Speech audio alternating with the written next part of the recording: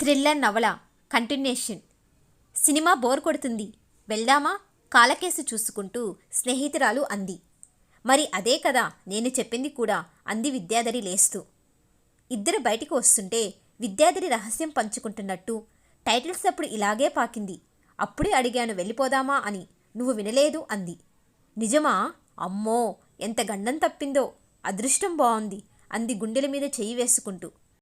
మీ కాలక్షేపం సంఘం వాళ్ళు అదృష్టాన్ని నమ్మరనుకుంటానే.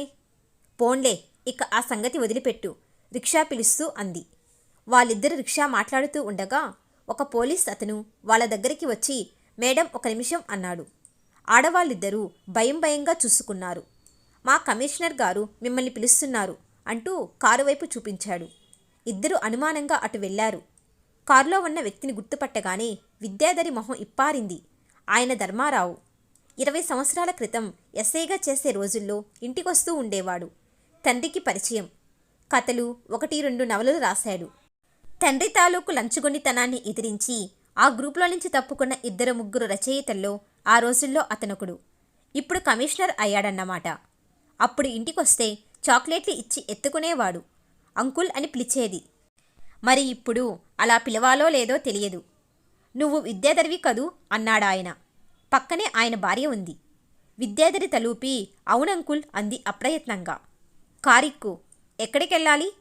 ఆమె చెప్పింది. ఇద్దరూ కారు ఎక్కారు. స్నేహితురాలు జంక్షన్లో దిగిపోతానంది. ఎందుకు సినిమా మధ్యలో అలా అరిచారు అన్నాడాయన. ఇంటర్వెల్లోనే గుర్తుపట్టాను. మీ నాన్న చచ్చిపోయినప్పుడు వచ్చానుగా, పోలికలు గుర్తున్నాయి. పలకరిద్దామనుకుంటే అరవటం ప్రారంభించావు.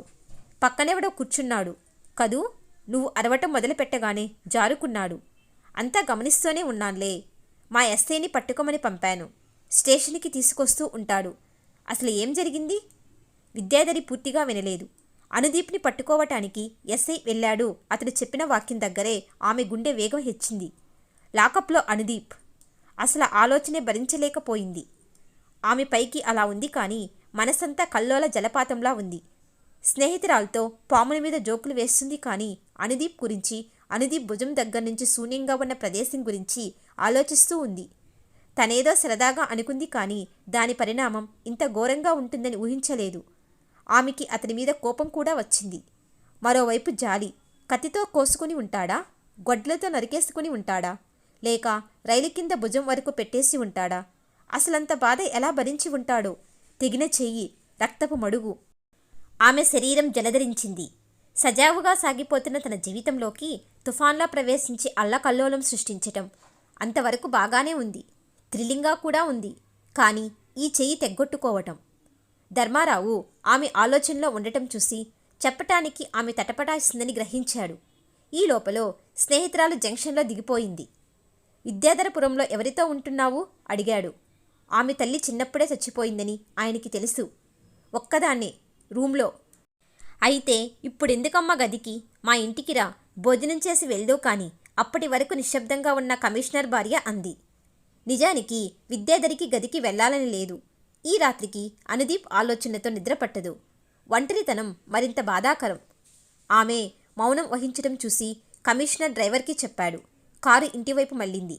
ధర్మారావుకి 2 కొడుకులు, 1 కూతురు. ఒక కొడుకు కూతురు ఇంజనీరింగ్ చదువుతున్నారు. మరొకతను బీఎస్సీ. ముగ్గురు ఇంట్లోనే ఉన్నారు. విద్యని స్నేహపూరితంగా ఆహ్వానించారు. 2 నిమిషాల్లో వారిలో కలిసిపోయింది ఆమె.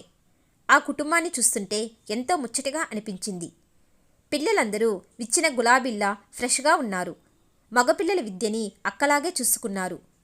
కృతిమత్యం, ట్రాప్ చేయటం కోసం కన్విన్సింగ్గా మాట్లాడడం ఇలాంటివేమీ లేవు. అన్నిటికన్నా ఎక్కువగా ఆ కుటుంబ సభ్యుల మధ్య పెనవేసుకున్న ఫ్రెండ్షిప్ ఆమెకు అపురూపంగా తోచింది. తల్లిదండ్రులు బతికున్న రోజుల్లో ఏ ఒక్కరోజు కూడా ఇలాంటి దినం తమ ఇంట్లో లేదు. ధర్మారావు అన్నాడు. మీ నాన్న నేను ఒకప్పుడు చాలా మంచి స్నేహితులమ్మాయి. ఆ రోజుల్లో నేను కథలు రాసేవాడిని. తెలుసు అంది విద్యాధరి నవ్వి. ఆమెకు ఆయన చెప్పిన విషయాలు కూడా చాలా తెలుసు. భోజనాలు పూర్తయ్యాయి. మా ఎస్ఐ ఇంకా ఫోన్ చేయలేదు ఎందుకో సాలోచనగా అన్నాడు. అప్పుడప్పుడే సర్దుకుంటున్న ఆమె మనసు మళ్ళీ విచిత్రమైంది. అనుదీప్ని ఈ పాటికి లాకప్లో పెట్టి ఉంటారు. నా పక్కన కూర్చున్న అబ్బాయి తప్పేమీ లేదంకుల్ అంది తొందరగా. ఆయన విస్మయంగా చూసి, మరెందుకు అరిచావు అన్నాడు. పాము తాలూకు కథ చెప్పింది. ఆయన అంతా విని నవ్వేసి, చూడమ్మాయి, నా పోలీస్ అనుభవంలో అబద్ధాలు చెప్పే వాళ్ళని కనీసం 1,00,000 మందిని చూసి ఉంటాను. అసలు జరిగిందేమిటో చెప్పు అన్నాడు. విద్యాధరి సిగ్గుపడింది. పిల్లలు, ఆయన భార్య కూడా కుతూహలంతో చూస్తున్నారు. ఆమె ముందు కొద్దిగా ప్రారంభించింది. తర్వాత అది ఆగలేదు. ఈ విషయాలన్నీ ఎవరికైనా చెప్పాలన్న కోరిక ఆమె మనసులో ఎంతగా ఉన్నది తలుచుకుంటే ఆమెకే ఆశ్చర్యం అనిపించింది. ఒక మనిషి తన అనుభవాల్ని, ఆలోచనల్ని మరో మనిషితో పంచుకోవాలన్న తాపత్రయమే హ్యూమన్ రిలేషన్స్కి పునాది కాబోలు. తన శరీరం మీద అతడు ప్రేమలేఖ రాయటం మినహా మిగతా అంతా చెప్పింది. 7 సంవత్సరాల క్రితం తనని చూడటం, తపస్సుకి వెళ్ళటం వగైరా. పిల్లలు అద్భుతమైన థ్రిల్లర్ సినిమాని చూస్తున్నట్టు ఆమె చెప్పిందంతా విన్నారు. ఆమె చెప్పటం పూర్తి అవుతూ ఉండగా ఫోన్ మ్రోగింది. కమిషనర్ లేచి పక్క గదిలోకి వెళ్ళాడు. కుర్రవాళ్ళు ఇంకా ఆ అనుభూతి నుంచి తేరుకోలేదు. ఇదంతా నేను నమ్మలేను, ఇంపాసిబుల్ అన్నాడు ఇంజనీరింగ్ చదువుతున్న కుర్రవాడు. నిజంగా అతడి చెయ్యి భుజం దగ్గర నుంచి లేదా అక్క అడిగాడు రెండోవాడు. విద్యాధరి తలూపింది. తనతో పాటు ఈ అనుభవాన్ని వాళ్ళు పంచుకోవటం ఆమెకి రిలీఫ్గా ఉంది. అబ్బా, నిజంగా అంతలా ప్రేమించే వాళ్ళుంటారా? తనలో అనుకోబోయి పైకి అని మళ్ళీ తల్లి తన మాటలు విన్నదేమో అని భయంగా చూసింది కమిషనర్ గారి అమ్మాయి. నేను అమ్మాయినైతే అలాంటి వాడి కోసం ప్రాణాలైనా ఇచ్చేసి ఉండేవాడిని గర్వంగా అన్నాడు రెండోవాడు. ఊరికే కబుర్లు, వెక్కిరించింది చెల్లెలు. తల్లి వాళ్ళని మందలిస్తూ, ఈ వయసులో ఏమిట్రా ఆ మాటలు అంది. పిల్లలు ముసిముసిగా నవ్వుకున్నారు, వాళ్ళలో వాళ్లే. ఈ లోపల కమిషనర్ ఆ గదిలోకి వస్తూ, ఇంకెక్కడి నుంచో ఫోన్, మా ఎస్ఐ కాదు అని వచ్చి కూర్చున్నాడు. అయితే వాడు నీ గురించి చెయ్యి తెగ్గోసుకున్నాడంటావు అన్నాడు. అవునంకుల్, కళ్ళారా చూశాను. ఆయన నవ్వాడు. మెస్మరిజం అన్నమాట ఎప్పుడైనా విన్నావా? దాని అర్థం తెలుసా? పేరు చాలాసార్లు విన్నాను, అర్థం సరిగ్గా తెలియదు. మ్యాజిక్, హిప్నాటిజం ఈ రెండిటికన్నా ఒక మెట్టు పైది. మన దేశంలో మెస్మరిస్టులు చాలా తక్కువ, వేల మీద లెక్క పెట్టవచ్చు. ఇదొక అద్భుతమైన కళ కాబట్టి దాంతో ఎన్నో అద్భుతాలు చేయవచ్చు. కాబట్టి మెస్మరిస్టులందరూ దాదాపు బాబాలుగా తయారయ్యారు. అవతలి వాళ్ళ మనసుని చాలా సులభంగా వశీకరణలోకి తెచ్చుకుంటారు. అంగిలోంచి శివలింగం తీసినా గాలిలో నుంచే సృష్టించినట్లు మనకి భ్రమ కలుగుతుంది. అంతలా మనసుని కంట్రోల్ చేస్తారన్నమాట. ఈ కోణం నుంచి ఇప్పటి వరకు జరిగిన సంఘటనలన్నీ ఆలోచించు, నీకే బోధపడుతుంది. ఆమె అనుమానాలన్నీ ఒక్కసారిగా మంచు విడిపోయినట్లు విడిపోయాయి. తన శరీరం మీద అక్షరాలు రాయలేదు అతడు, కేవలం అవి ఉన్నట్టు తనకి భ్రమ కలిగించాడు అంతే. అలాగే తన బ్యాగ్లో నుంచి పువ్వు తీయటం, చక్రధరకి ఫోటో చూపించటం అంతా తన భ్రమే. ఆమెకు ఒళ్ళు మండిపోసాగింది. తనని అతడు ఇంత బాగా ఫూల్ని చేస్తాడనుకోలేదు. మూర్ఖురాలిగా అతడు చెప్పినదంతా నమ్మేసింది. 7 సంవత్సరాల తపస్సు చేశానంటే నిజమేనేమో అనుకున్నది. రేపు నువ్వు అతన్ని చూడు, చెయ్యి మళ్ళీ ఉంటుంది అన్నాడు ధర్మారావు. ఈ మెస్మరిజానికి సైంటిఫిక్ రీజనింగ్ ఇంకా కనుక్కోబడలేదు. కానీ ఏదైనా సరే ఎప్పుడో ఒకప్పుడు హేతువాదానికి నిలబడవలసిందే. విద్యాధరి తలూపింది. మనసులో మాత్రం, అనుదీప్, ఇంతకు ఇంత నిన్ను ఫూల్ని చేయలేకపోతే నా పేరు విద్యాధరే కాదు అనుకుంది. ఆ రాత్రి వాళ్ళ బలవంతం మీద అక్కడే ఉండిపోయింది. నగరాల్లో ఒంటరిగా ఉండే వర్కింగ్ ఉమెన్ ఆ మాత్రం ఆరోగ్యకరమైన ఆహ్వానం దొరికితే అదో పండగలాగా మురిసిపోతారు. ఆమెకు ఆ రోజు చాలా సంతోషంగా అనిపించింది. వాళ్ళందరితో కలిసి గడపటం ఒక్కటే కారణం కాదు, అనుదీప్ చెయ్యి తెగలేదు అన్నది కూడా కారణం కావచ్చు. అతని మీద కోపం ఉన్నది, అది వేరే సంగతి. ఒక వ్యక్తి మీద ఒకే సమయంలో కోపము, ప్రేమ ఉండటం ఇడ్డూరమేమీ కాదు కదా. చాలామందికి ఇది అనుభవంలోకే వచ్చి ఉంటుంది. రాత్రి చాలాసేపటి వరకు కమిషనర్ గారి కూతురు కబుర్లు చెప్పింది. విద్యాధరి మాత్రం పరధ్యానంగా ఇంటూ నిద్రలోకి జారుకుంది. మేల్కొన్న సగం కాలాన్ని, నిద్రలో సగభాగాన్ని అనుదీప్ ఆలోచనలే తినేశాయి. అమ్మాయి చక్కగా ఉంది కదండి అంది ధర్మారావు భార్య పిల్లలు తమ గదిలోకి వెళ్ళిపోయాక. ఏమిటి, ఏదో ఎత్తివేస్తున్నావు అప్పుడే నవ్వాడు. ఏమిటా మాట్లాడడం? నేననుకున్నది ఏమిటంటే మా అన్నయ్య కొడుక్కి చేసుకుంటే ఎలా ఉంటుంది అని. అసలు ఆ అమ్మాయి గురించి ఏమీ తెలియదు, అప్పుడే పెళ్లి వరకు వెళ్ళావా? తెలిసేదేమిటి, పెళ్లి చూపులో మాత్రం అమ్మాయి గురించి అంతకన్నా ఎక్కువ తెలుస్తుందా? ఎప్పుడు అది లాటరీయే కదా. ఆయన అదిరిపడ్డట్టు చూసి, ఇన్నేళ్లు లేనిది నీకింత మెచ్యూరిటీ ఎప్పుడొచ్చింది అన్నాడు. అదెప్పుడూ ఉంది, కానీ ఏ మగాడు తన పెళ్ళానికి ఆ మాత్రం తెలివితేటలు ఉన్నాయని చచ్చినా ఒప్పుకోడు. సర్లే, విరుచుకుపడకు. కొంతకాలం పోని అమ్మాయి మనస్తత్వం ఈ లోపల మరింత తెలుస్తుందిగా.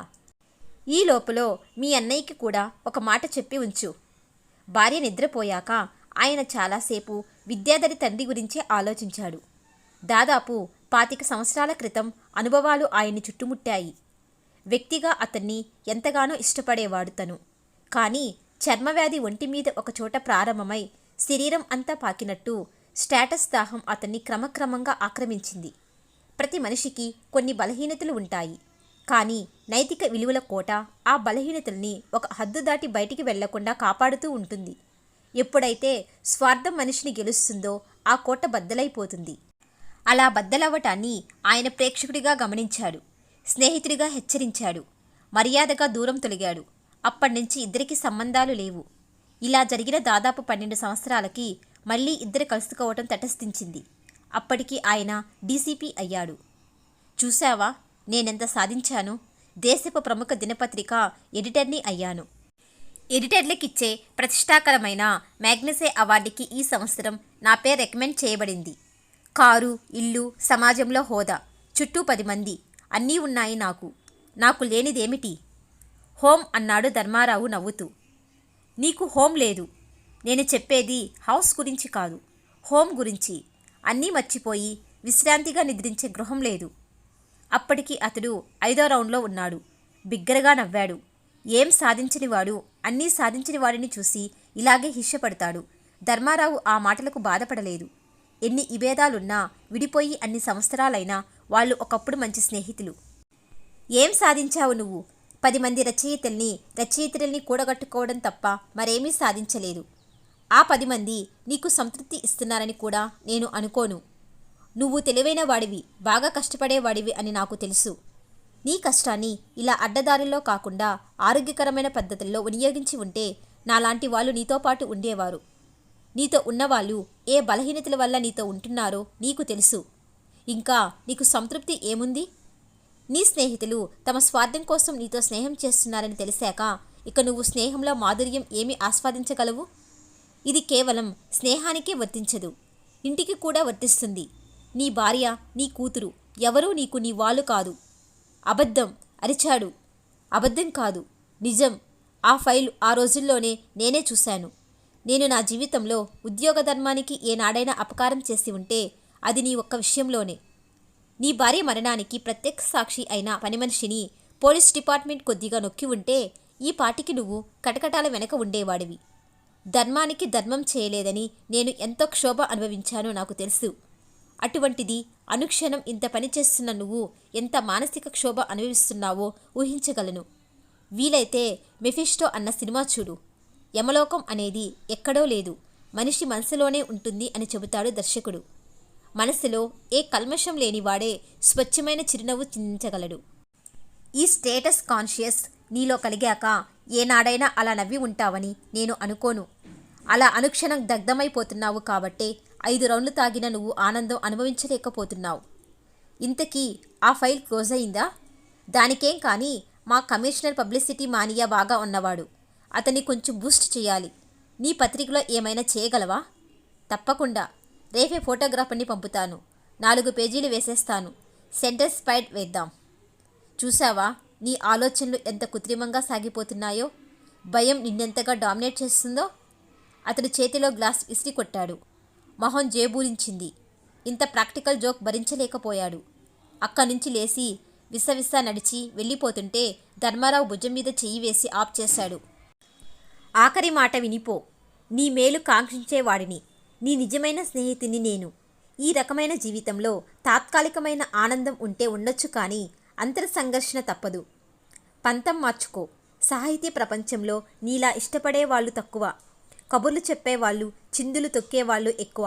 నీ కష్టానికి ఫలితం ఎప్పుడూ ఉంటుంది. దాని ఆనందం ఈ ఆనందం కన్నా 1000 రెట్లు ఎక్కువ. అతడు విదిలించుకుని వెళ్ళిపోయాడు. ఆ సంవత్సరం అతడికి మెగసే అవార్డు వచ్చింది.